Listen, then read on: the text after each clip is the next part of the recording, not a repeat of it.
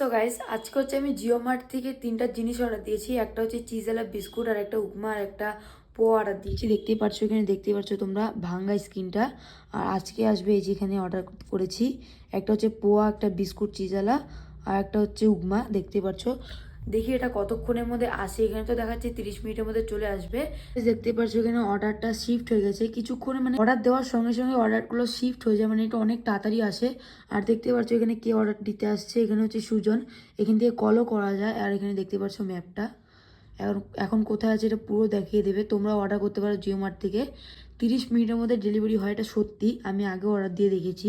So guys, finally হচ্ছে Jio mart থেকে চলে এসেছে, আমরা লোকেশানে আছি। আমি হচ্ছে ওটা পিক আপ করতে যাচ্ছি। চলো দেখে এসেছি, আসিনি, ওই যে এসে পড়েছে, ওটাই মনে হয়। সো গাইস, এখান থেকে হচ্ছে আমি অর্ডারটা পিক আপ করে নিলাম। আর আমার কাছে 4 টাকা খুচরো নেই বলে আমি দিতে পারলাম না।